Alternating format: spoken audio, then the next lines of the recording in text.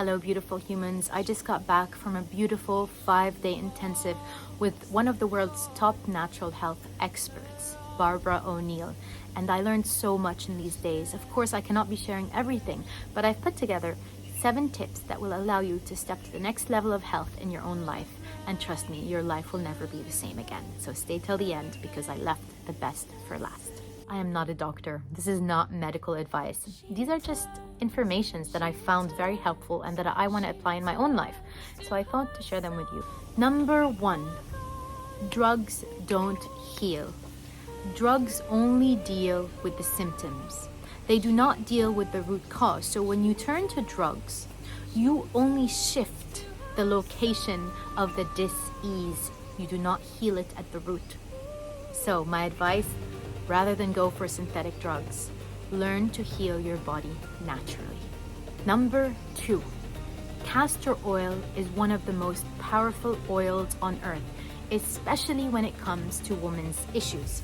We women deal with a variety of things that can happen, especially nowadays after certain people took certain things in their blood, and so they've been having growths in different places in their body, or so I've heard from the community. And so castor oil is an amazing force of nature. It's one of the oils that penetrates the deepest into the body, into the skin, into the organs.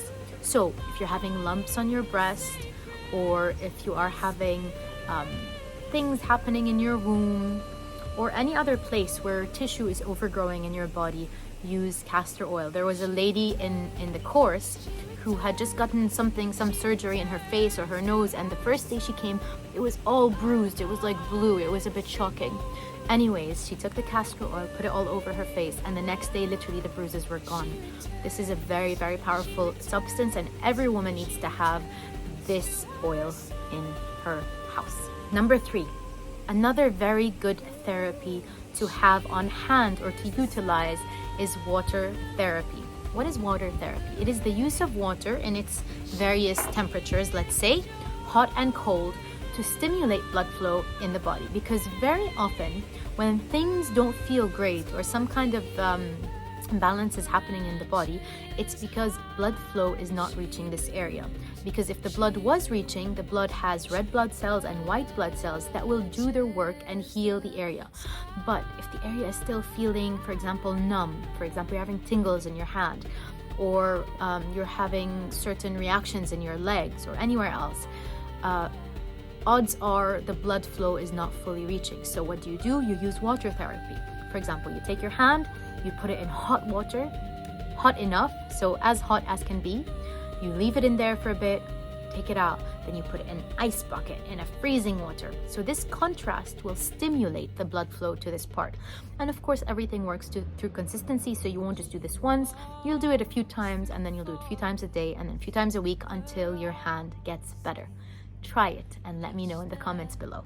Number 4, fever is your friend. I know as moms especially, we are afraid of fevers. Even for ourselves, we feel like a fever is dangerous, it's a bad thing. But the truth is that fevers are part of the healing. It is the body's temperature rising so it can eliminate the pathogens in the body that are not of the body, so invasive pathogens or bacteria or viruses. And so when your child or you're having a fever, can you actually support the fever? Can you actually trust the fever? Of course, there are points where you would have to have some kind of intervention if it's, let's say, death threatening, but this is very rare. And so if you're passing through a normal fever, don't be afraid. Your body is doing what it's been designed to do, which is support your healing. So of course, our true doctors come from nature. Our true doctors are not found on shelves or in stores. Our true doctors are sunshine, fresh air, and of course the important one, which is sleep.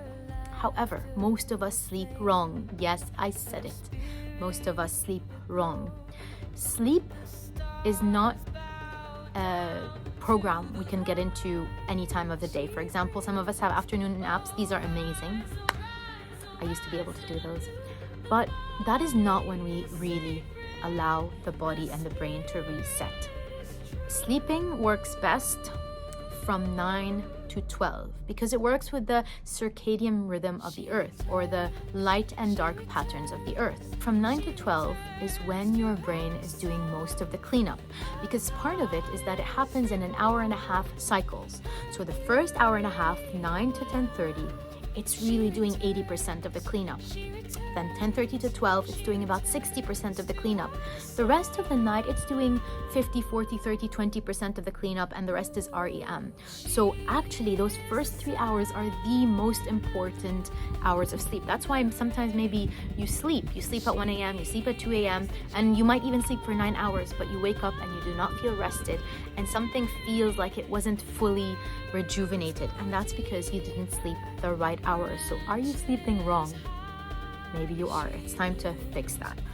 Another point that we might be missing, which is, are we using the wrong salt? Salt is actually a very important and healthy substance when it is received from natural sources. So most of the salt people use, let's say table salt, is literally pointless. As Barbara said, it's better used to just defrost our driveways when the snow comes. Table salt literally has 2 minerals, which is really not even worth putting on our tables. The real salts that are so important for our mineralization of our body are Celtic salt and Baja salt. I know many people are into Himalayan. I used to think it was healthy. It's the 3rd best, so if you don't have access to those, for sure you can go to Himalayan.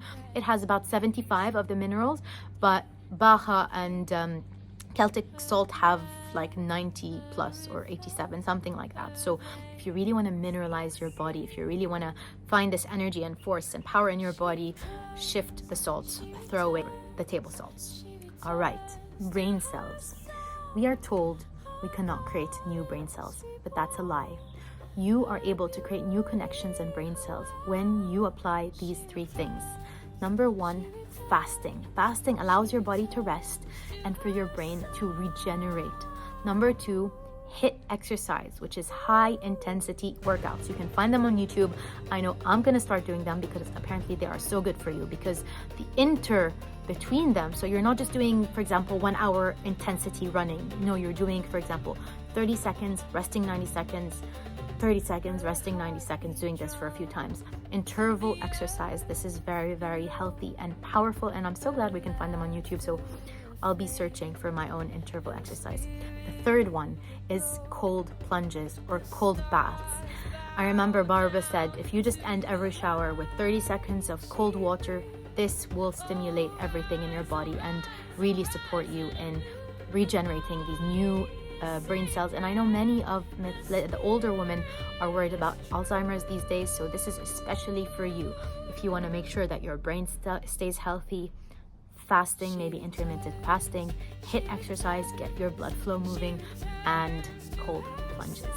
So those are the 7 tips that I wanted to share from you, from hundreds that I learned from this beautiful intensive. However, let's put this in the beginning and in the end. I am not a doctor. This is not medical advice. These are just informations that I found very helpful and that I want to apply in my own life. So I thought to share them with you, because after all, this channel is just about a simple woman, myself, walking the path and gathering information, gathering knowledge, gathering awakenings, and allowing these to serve those walking the same path. And part of the beauty of womanhood is our connection to nature. And so it's beautiful to say, oh, we're connected to nature. Yes, nature serves us. Yes, we know nature. Yes, we are connected with the moon, the tides, the waters, the oceans.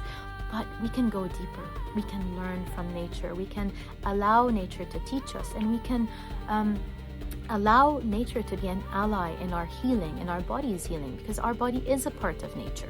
So a lot of us have separated, as if, we're indoors in these concrete houses and nature is outside.